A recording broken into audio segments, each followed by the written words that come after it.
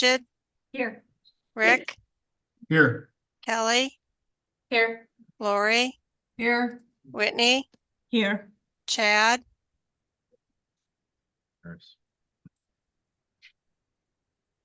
All right, 1B, can I get a motion to adopt the agenda? Motion to adopt the agenda. Second. Dr. Lipnick, are there any changes? There are none. Seeing no changes. Can I get a motion to approve it? Or I'm sorry. Oh, wait. Yeah, I just need Karen. Trying to do a double. Making sure you're- Bridget, Yes. Rick, Yes. Kelly, Yes. Lori, Yes. Whitney, Yes. Brett, Yes. 1C, district vision and mission. Do I have a volunteer that would like to read that for us? I can read it. Thank you. Southeast Polk will learn, lead, live success for college, career, and civic life. Engage all students in learning a challenging curriculum delivered through quality instruction. Thank you. You'd stand for the Pledge of Allegiance.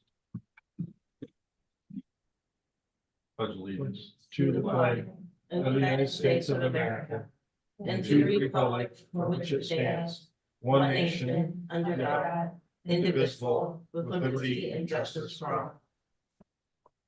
Thank you. Okay, 1E, now's the time for public comments. Don't everybody come running up here. Phyllis, you got anything for us? Nothing? All right. Jenny, you got anything for us? Daryl? Mike? Nothing? Should I just go down the line, anybody? Absolutely, this is your time, Phyllis. We call it just for you. I do want to tell you that the museum is open here in Altoona every Saturday from 10 to 2. And there is a lot of history there. So we invite you to come. It's all free admission. And once a month, we have a presentation. It'll be the 26th of March at 6 o'clock. And it will be on Porter Hardware. And so Dave will fill in the blanks and stuff. So anyway, it's all just here in Altoona. And like I say, since you guys are involved, we even have Jeannie involved. So anyway, so thank you and be sure and come, okay? Yeah. Hey, Phyllis, have you guys done anything on the history of the school yet? For the Historical Society, anything? Have you done anything on like the old Altoona High School or anything? Oh, we have the old Altoona High School. We are going to redo, and Jeannie knows about it, the whole thing, because all we have is Altoona here, and we want to incorporate Runnels and Mitchellville and all the ones, because we have the ones that just started from there. A lot of history there, a lot of memorabilia of, you know, the baseball and football and signatures and stuff like that. But you need to come up and just check it out, you know, you've been there. Yeah, I've been there a couple times. Normally we don't do this, but I'm gonna just I know. keep asking you about it, but that would be kind of something neat to do with the history of before Southeast Polk became. So we'll just put that in your mind. So that's good. And I know that it's open, and Mark Dykstra, he's a retired, you know, not administrator, but principal now, teacher. But anyway, he also is so involved in history, and he would like to have classes, you know, small classes come up and give them historical history. And so, I mean, I know that's changed since I worked there about field trips and everything. But he would be really great, and if you wanted to bring groups in, we could arrange that. So just keep that in mind. Yeah, and then hey, just for the record, can we get your name and address? You, Your name and address, oh, just for the record. Phyllis Murphy, 607 4th Street, Southeast in Altoona, Thanks. Since I for forced you to come 65 to speak. years. Thanks, Phyllis. All right, anybody else for public comments? Nobody? Okay. All right, looks like 1F consent agenda. Do I have a motion? Motion to approve the consent agenda. Second. Go ahead, Bridget. All right, thank you. Do you have any questions? Comments? All right, hearing none. Karen? Rick, Yes. Kelly, Yes. Lori, Yes. Whitney, Yes. Brett, Yes. Bridget, Yes. Okay, moving on to confirmation of next meeting, which is March 21st, March 25th, April 4th, and April 18th. Do I have a motion to approve those dates? Motion to approve. Second. Questions on those dates? All right, hearing none. Karen? Kelly, Yes. Lori, Yes. Whitney, Yes. Brett, Yes. Bridget, Yes. Rick, Yes. All right, 2B, we have approval of roof bids for the Altoona Elementary and the high school. It looks like the lowest bidder was Academy Roofing and Sheet Metal. Do we have a motion to approve? I'll make a motion to approve the recommendation of Academy Roofing and Sheet Metal to be awarded the Altoona Elementary and High School roof project for a total of $396,900. Second. Any questions? Is this anyone that we've done business with before? Yep. Academy did the junior. High school? Each Okay. year. Yes. Academy Roofing seems to be, they always seem to be responding to our roof bids. So Okay. We used them for the past several years. Without issue. Without Very issue. good.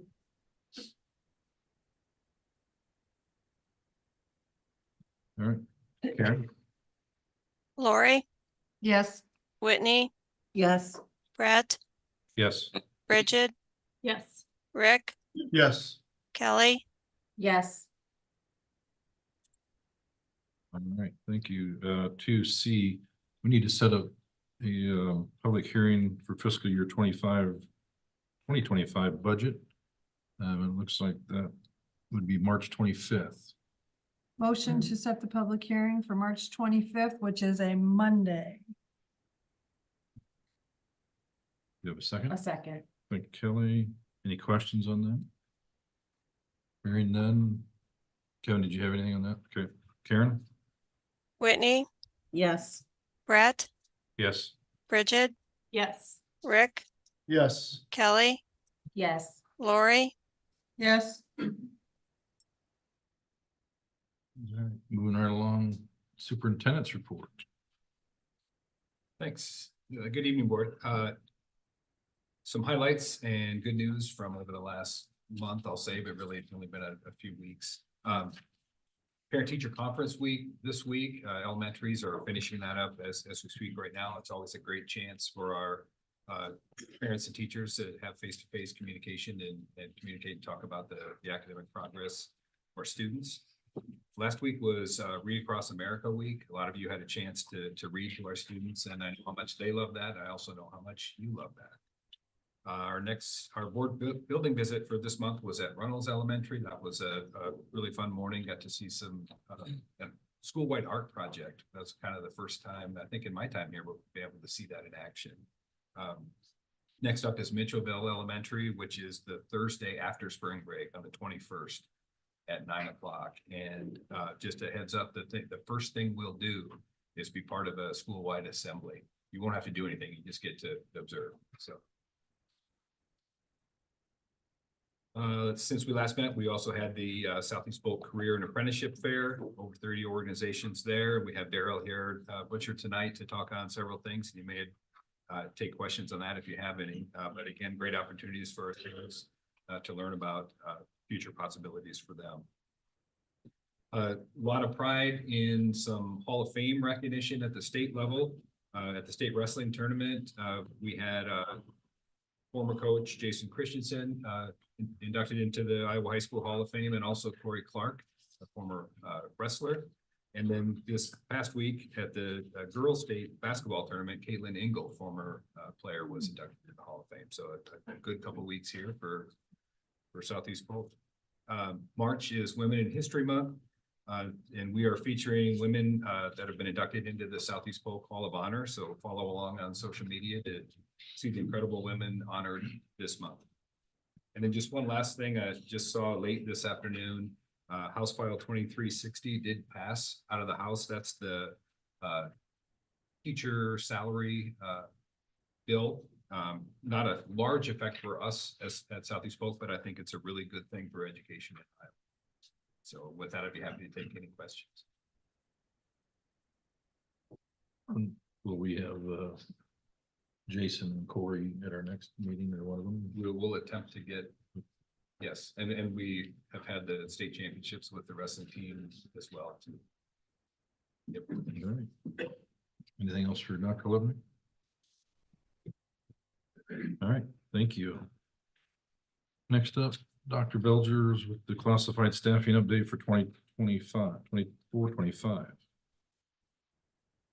Good evening. I'd like to start by just introducing a couple of people behind me. Kim Templeton is our facility manager, and she's been assisting in buildings and grounds this year. And then David Kretz is our new director of transportation. So from the classified side, I'm really happy to have both of them on board to help with lots of things, the hiring, lots of stuff going on. So thank you guys. Welcome and thank you. So thanks tonight for considering the classified staffing proposal that I shared with you and is in front of you. As I indicated on the form, this is part one.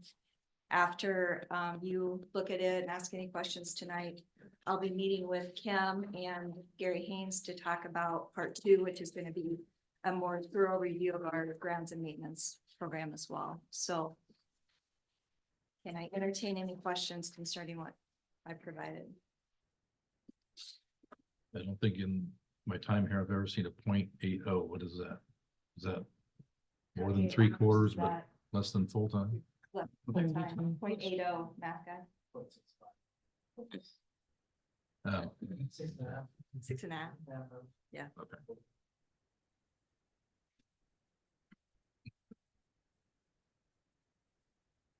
Are those considered full-time or part-time? Well, those would be full-time because they're more than 30 hours a week, Okay. which is what we would consider full-time here. Does this get us up to, and within all the buildings, good coverage? Yeah. Yeah, when I looked at that productivity standard for buildings and grounds that I described on the document, I looked at that for every building in the district. I just decided instead of focusing just on the middle school, I wanted to do an analysis of all the buildings. So that's why you see like Clay Elementary, I think should be on here. Yep. Yeah. Okay. Any questions we should be asking? Not that I can think of, just a quick update, as we look at the transition from the Spring Creek to the middle school. The current cooks and custodians at Spring Creek will transition to the middle school. The teacher associates, that process is kind of fluid right now as we understand and know more about student needs and attrition of staff. So I've met with cooks and custodians. They're aware of their move. I know that Mr. Ballard has been working with the other classified staff. Leah Morris is working with the teacher associates, and we'll be communicating with all those employees as we go. I guess the only question then, so if you don't have the new administrative office on here. That Will would that be the be- DO. So that's, Do you, yeah, there it is. that's the Okay. district office. Yeah. So you don't have anybody during the day or? Yeah, there's one day, one evening. One day and one evening. So that would be in addition Oh. to, we currently have a full-time district office custodian right now. So these would be additional positions to help her once that office, or once Spring Creek is renovated to the new district office. Any questions from Dr. Bell? Obviously, if you have any questions, just, you know how to reach me. Thank you. Thank you. Thank you.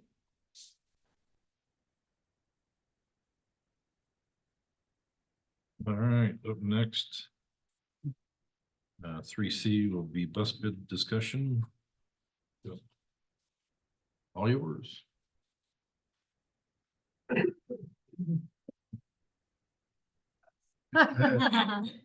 Good evening. I'm Dave Kretz. I'm your transportation director. I'm happy to be here. And it's great to meet all of you. So, we want to purchase, 4 77 passenger buses, 1 lift bus and 2, vans. We're currently running 68, as you see, in the memo that we put out. With the amount of buses that we have right now, the average age of our fleet is close to 10 years old. So, and we've got a couple buses in there that are close to 22 years old, which is really old. And the buses that we wanna put on auction, range anywhere, on the low side, we have one that's got 149,000 on it, but it's really got some bad rust and corrosion underneath the frame, so the cost to repair is not worth it. And then we've got buses, the rest of the average ages are miles wise is 220 to 280,000. So they're getting up there. So they need to be replaced. And the 1 lift bus has really bad rust and corrosion on the lift as well as on the frame. So it needs to be replaced. And then as far as the vans go, the plan is to move the 2 vans over to technology, because the last time we were going to buy vans, I wasn't here at the time, but Kevin and I were talking about this, and we were not able to make the purchase. We wound up sending the vans back because there was a what would you say, there was a state compliance issue with the seating on the buses, so we were not able to use the buses because they had too many seats in them, so we wound up sending those vans back. So it's been, the last round, we didn't even get to order any vans, so we're in need of the 2 vans. So I assume we got that money back and that'll just be money left over from those other Or 2. did you already spend it? no, Couple company cars for Kevin. and and as of right now, we're still working on our study with CISO with the new school, so we're not quite certain yet how many routes we're going to be running. I do know that it's if anything, it's going to be more routes, especially we've had some really good success since I've been here on hiring drivers. We've got 5 new drivers on board, plus we've got 1 that's going up for training that we transferred over from Bus Aid, so that's going to be 6.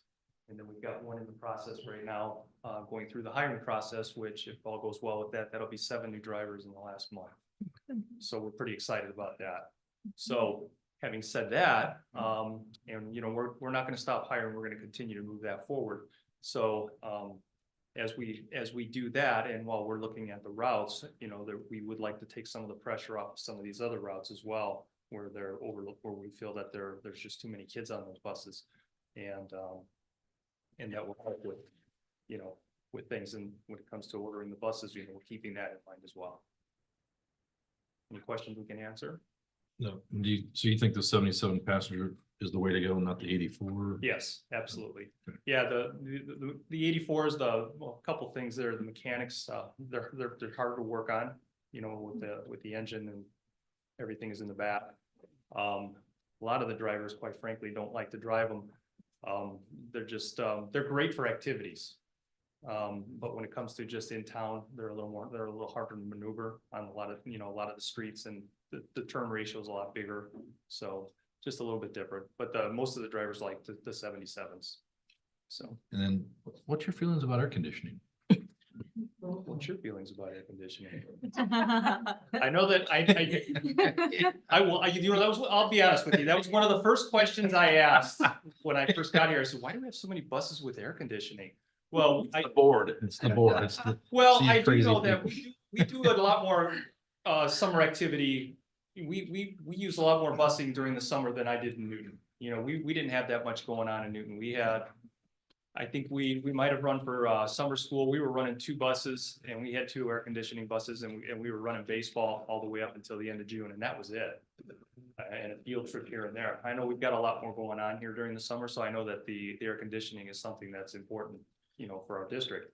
So, I'm fine with it. I mean, what I did was when I talked to our to the reps, I told them to just give me the spec sheets of how we've been ordering buses over the last couple of years, and then I would look those over, and then we'll come to a decision on what we want based off of that.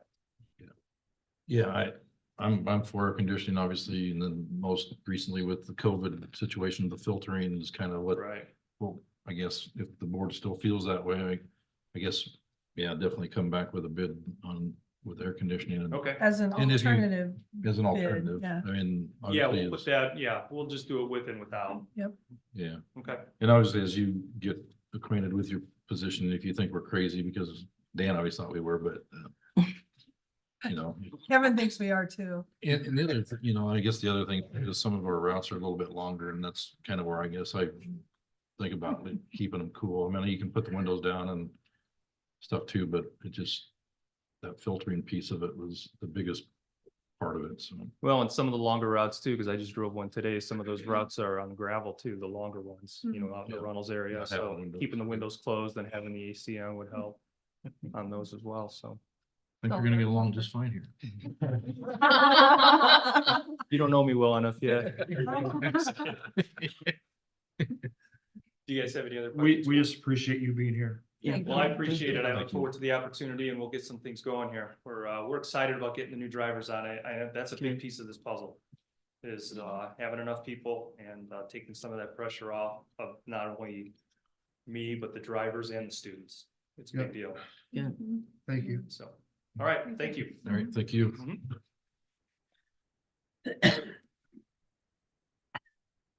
All right.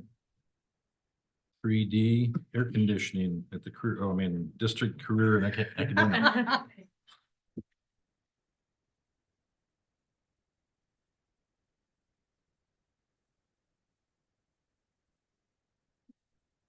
Good evening, board.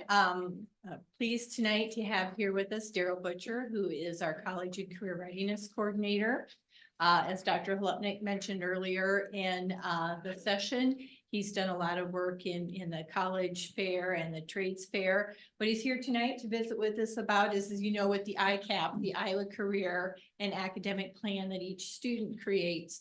We also have a district career and academic plan, and he helps lead that work, and he is here this evening to share more information on that. Good evening, thank you. Here to talk about our district career and academic plan. It's linked there, it is 34 pages. The good news is I won't read it to you word for word tonight, unless Brett would like me to. So, with that, it is a little different this year. It's usually submitted to the Department of Education and we get feedback from TJ Jumper, Shoe Swimmer from AEA on this. The rules have changed slightly with this, whether they would like this now to present this to the school board and get feedback from the school board instead of sending somebody outside of us. So that's why we're here tonight, is to present this plan as well. And with that, you know, some of you might be wondering, what is the DCAP? It is our district college and career academic plan. It includes a plan for all of our students K through 12. And what does their individual career and academic plan look like? We're required to have one 8 through 12, along with a lot of other districts, and including us. We think it's best practice to have a K-12 because we understand that college and career readiness doesn't always start with high school. It starts a lot in elementary school, with as well as, you know, why do we work? Looking at trying to break some of the gender stereotypes in terms of what occupations you can go into. So there's a lot of work that you do around interests and abilities that really start at the elementary level. It's not just a high school thing. So that's why we feel it was important to include that plan K-12. So we do have a core team of people who work on this project, and I've listed them there. On pages 4 through 6, you'll see an extensive list of people who have reviewed this or given us feedback, that including people like our CT Advisory Council, where we get a lot of feedback from in regards to that. But this is the team that predominantly meets and tries to put this plan together, and as part of that 34-page document. So I think it's important when we look at college and career readiness, if we look at the continuum of things that you'll find in there, from career awareness to exploration to preparation, everything from field trips to registered apprenticeship and everything in between is kind of what we're looking at when we're talking about the career piece of what we're trying to get students to learn. And so I think that's kind of always a nice visual to kind of look at some of the things that we have with that. So this does align with our district improvement plan. And we really came out with 2 goals that we were looking for. That one was our FAFSA completion rate. We wanted more kids to fill out FAFSA. And the second was the two new requirements that have been added to the DCAP this year, which is work-based learning and FAFSA. We have to, every grade level in high school, we have to teach a piece of the FAFSA so kids understand how to fill that out. So those are the two new requirements. So our goals this year is to figure out how are we going to do that second piece and how are we going to increase our rates with that. We'll get into that, the data with that just a little bit, and I'll share a little bit where we are with those two pieces. I will share with the, we use a program called Zillow, not Zillow, the real estate piece, but it's XELLO. We use that piece and our students use that piece of software to get those goals. So we've added those two goals, modules within that for FAFSA and work-based learning to complete that step. And I'll show you a little bit more what that looks like. But I think it's important to know that it is tied back to that plan. With that, we led a professional development at the beginning of the school year, August 30th, with all staff on how do you use Zillow, what's best practices for it, and making sure that they understood what the importance of this plan was. It's not something that we do that we want to put a checkbook on, but there's a reason why we're doing an individual career and academic plan with our students, because we know that's important for them and we know that that's things that they need to start thinking about. So we did the PD with that, and then in September, we met with counselors and administration at the high school to figure out that piece that we talked about with how are we going to track work-based learning, how are we going to track FAFSA, and how are we teaching that at each grade level. So that was part of that plan as well, that we did get figured out with it. So with our just some of the work to be done, I think it's, you know, the FAFSA workshops, that last one I want to touch on a little bit. You know, we did hold one Monday night during conferences for families to come in and get help with FAFSA help. And if anybody has heard about the FAFSA or seen the complications that's been going on with FAFSA this year with the changes, it's been a struggle for some families. So we were there to kind of guide those through. And it seems that the people that we saw that night were the people that really were in dire need of help with it because of the system that's been put in place for them that filled out. It's very complicated and very finicky with how you filled out. So we felt good about the kids or the families that we did have come through for that with that. So anytime we can get another student to fill out the FAFSA, maybe they'll realize that maybe college is more reasonable for them financially. So, because you don't know until you fill that out. So that's how it kind of aligns with our district goals. I just want to highlight some of our DCAP things. You know, talked at the beginning about, you know, K-5, you know, our classroom guidance sessions from our counselors come and direct for this curriculum in terms of college and career readiness. And it really is that, what are my interests? What are my abilities? And getting kids to understand and learn what those are so they can make a healthy career choice from that. With 6 through 12, we use the Zillow program. They have 4 modules every year that they have to do in each grade level. And those build on each other every year.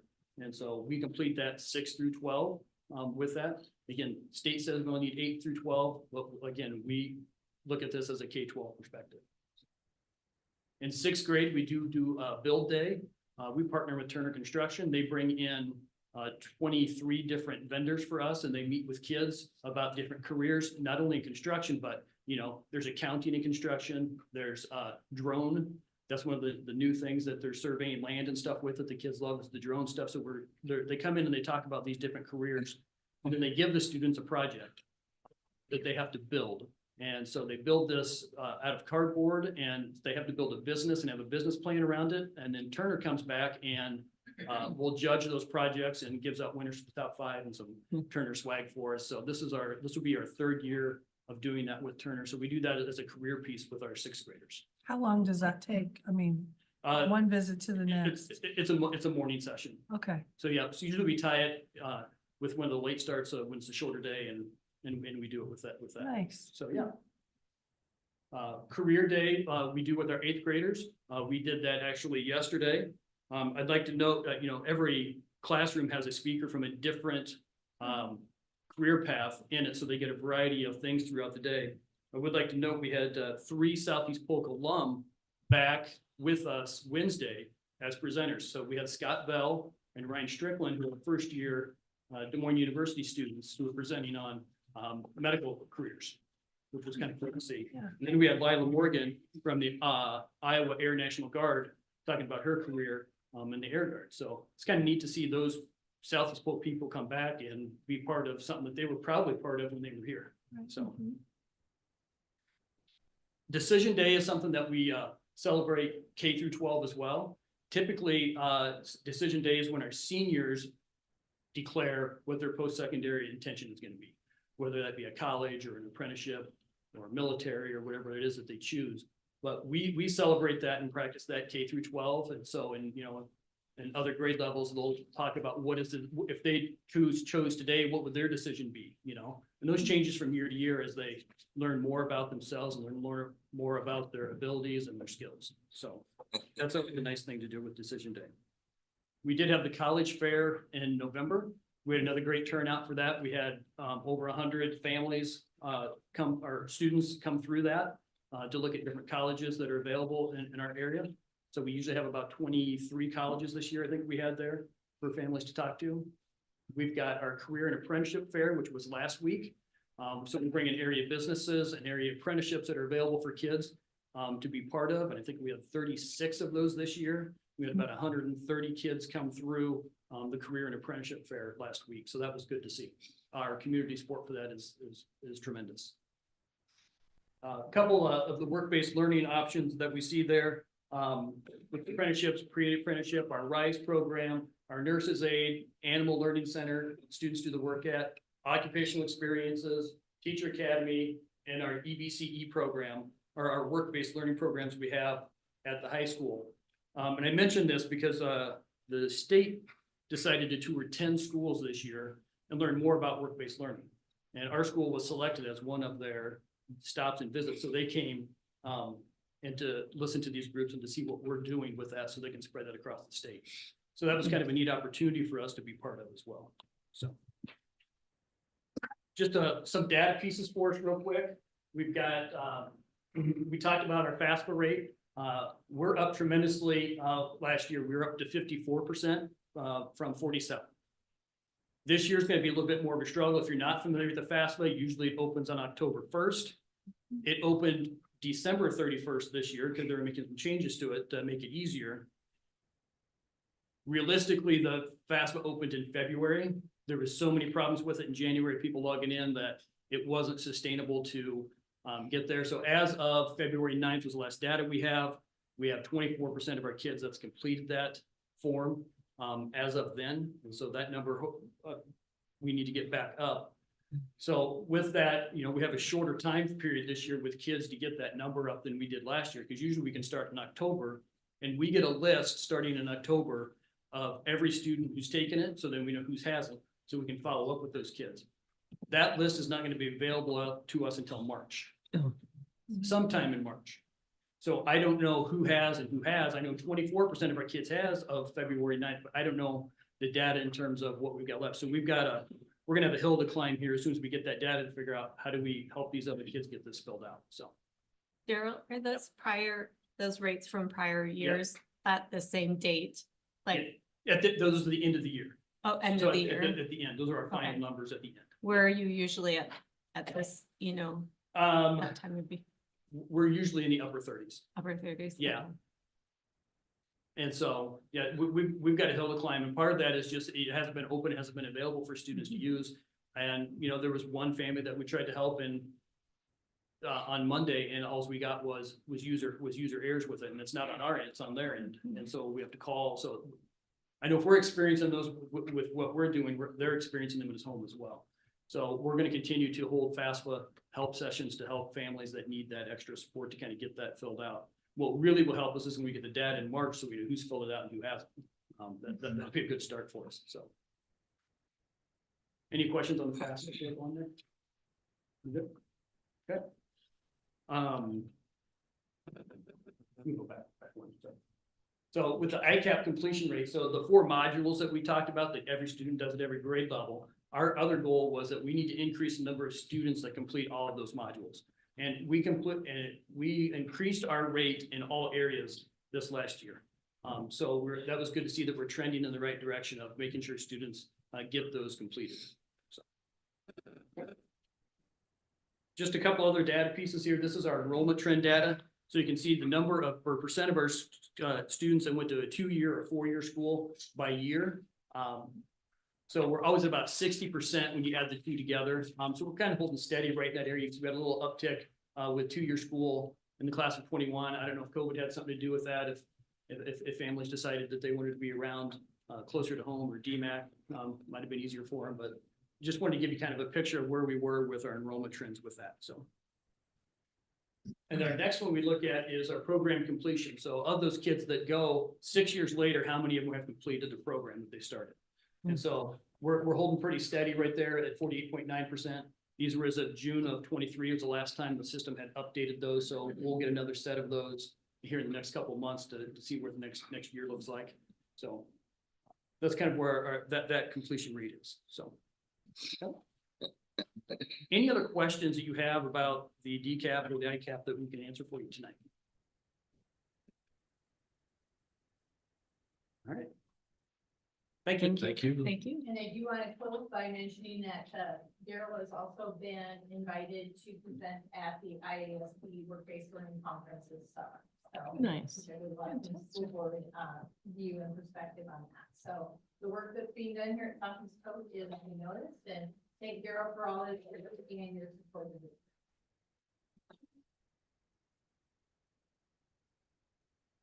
All right, last but not least. 25 budget. Part 3. Part 3, good evening, board. Good evening. Just a few updates for you in regards to the topic of fiscal year 2025 budget. We know that the governor proposed again 2.5%. We know now the House has a proposal out there for 3%, and we know the Senate is sitting on their hands and not doing anything. With that said, highly unlikely, but it could still be 0 if they don't agree. Based on that information, where I think we're gonna use 3%, we have used 3% as an assumed supplemental state aid rate, moving that cost per pupil up to just under $7,900 per student, an increase of $229 per student, as you see there. You've seen this before based on our budget authority. This is without any sort of additions of staff. We are, from a budget authority standpoint, in the hole or negative $830,000 based on our decrease of enrollment and that supplemental state aid of 3% increase. You have seen through the last few board meetings, some staff additions that have come through in several different areas, including the middle school, administration staff, certified and classified staff this evening. Just to summarize those things for you, here's a little bit of school finance as to why the numbers look the way they look. On the left-hand side is what we're going to spend based on our additions, what we know that the board has approved or will be approving, to the tune of about $3.3 million next year. On the right-hand side is our budget authority. With budget authority, the numbers look a little bit different. And I'm sharing it in this manner because things like teachers that are funded with special education dollars, with ELL dollars, or TLC dollars, we're spending that money, but we get that authority back because there's funding sources for it, or because of our negative special ed deficits, we get that spending authority back through that application process. So the numbers on the right represent what the addition of staff are doing to our budget authority for next year. That You can includes- see Does that include like teacher leadership? TLC's teacher leadership compensation, yeah. You can see with the certified staff, there's an increase of just under $1.5 million, but because a lot of those had to do with special education, ELL, and more specifically the middle school, I'm going to try to get spending authority for those middle school costs, those additional incrementals that we can try to get authority for that 1 year for next year, for the 24-25 school year. That's why you see such a reduction when it comes to budget authority on the right-hand side for that certified costing piece. Classified in its nature is difficult because it's operational staff, right? It's normally things we pay from the general fund. So a lot of that is already part of what we get from a budget authority standpoint. Food service is outside of general fund, so those additions for food service are not part of budget authority. But in the end, as you look at those increases or negative effects of budget authority, the staff request for next year is just under $1.6 million for an overall Based on the budget authority of 830,000, we were already negative of about $2,413,500 next year, estimated budget authority standpoint. So why is that important? We've talked about financial indicators before. Our spending authority and solvency ratios, 19.4 and 18% in good shape. Looking at fiscal year 2023 balances and the effect of these additions. Obviously, we're in 24, so we're just gonna say 24 is a wash. But just looking at 25 additions on those financial ratios, you can see what that effect has on those ratios. For future considerations, I wanted to really highlight this piece that when you add staff, you know, we talk about our fund balances, we talk about using money that we have in the bank. You use a lot of that money for like one-time things, right? Adding staff is never one time. When we add the staff, it's cumulative. The staff is going to be here until we get rid of those additional positions. So these are only based on this year 2025 projections. You did see some phasing in of some of the SAM positions that come in year 2 and year 3. And the 25 projections, the projections beyond 25 also will include some cumulative effects of things that are happening for 25 based on what you've approved. So we don't know what enrollment projections are yet. Remember, our budgets are based on this year's numbers for next year. So when we see, for example, if we happen to have an increase of 150 students next year actually in the seats, let's be a little cautious about maybe not saying we need 17 teachers right away or 3 teachers right away. Let's see where those students go, make sure that we kind of are really conservative about our approach about hiring new positions in those roles. Again, depending on where those pockets of growth are, what schools might be affected, maybe look at other places instead of just adding positions because of growth. If that makes sense. Just my 2 cents, and obviously it's your decision as to what you want to do. As far as the process, the budget has to be certified April 30th. Proposed tax notices I actually submitted to the paper to be published on Wednesday, the proposed tax notice. What I provided to you is our portion, Southeast Polk's portion of a tax notice. On the back of that are talking points. If you have questions about that, you can ask me later. This is what we will link on our website. This is what we'll link to our social media posts that we have to do as required by law. But this isn't exactly what the taxpayer will see. The taxpayer is going to see a cumulative or a summative statement for not only us, but also for the cities of Altoona, Pleasant Hill, depending on where they live. Basically, we'll see what our taxes were for last year and what they could have been for next year based on keeping the same dollar amount as to the tax rate. So the talking points back there will just address, you know, if you have questions from people, these are kind of big, broad brush things when it comes to next year's taxes. Excuse me, next year's budget. Public hearing on March 25th. Thank you for adding that. That's a 5:30 meeting. That's necessary. And then our normal typical budget hearing will be April 18th for the finalization and adoption of the 25 budget. Do you think we'll know what those numbers are? I feel like yes, as far as SSA. During this time as well, I'll be doing continual projections for FY24 numbers still and present to you kind of where those things sit from a fund perspective and a function perspective for expenditures for 25. So seems like we've been talking about budget for quite a while here, which is kind of the purpose of having these little short meetings for this. But in the end product will look similar to what we've had last year or in past years, with the exception of this public notice, which will be part of our normal process going forward. So I think it was part 2, you gave us 0, 3%, 4%, or what? 0, 2.5, and 4. And 4. Yeah. So now you're pretty solid on the 3, hoping Senate's gonna do something. Given what our time frame was for March 25th, our submission to our local newspaper and the timing of that, I had to come up with a percent of what to use. We used 3%, knowing that even at 4%, I think the property tax dollars was anywhere from $10,000 to $20,000 difference. So I'll manage that with the rate. If it does come to 4%, I'm just not gonna, I can't wait any longer. Yeah, what's the deadline that they are supposed to have that done? What's the deadline? Oh, it's January? Yeah. Oh, so we're behind as usual, okay. Well, they. We several can't do years anything ago, about they that. Changed the law to make it so it was the following year, excuse me, same Right. year, and they did something this year to try to do it on time, and they didn't hit that mark either. Always good for budgetary stuff. Solvency ratio 14 point, what'd you say, 14.3? 3. So that's expected what it's supposed to be based off our new additions and, This is, again, I'm just using what we have for 23, so last year's ending balance, because I don't know what this year's ending balance is yet. I'm just, oh, that's okay, yeah, just 23. assuming that 24 is a wash. It won't be, it'll be different. And I'm still doing those projections now.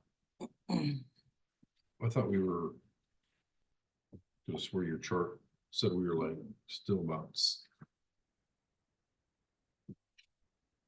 You know, I'd have to go back and look, but anyway, so you think it's gonna be less than that? But we're still gonna be okay on our solvency ratio. We're still within the guidelines of ISB, yes.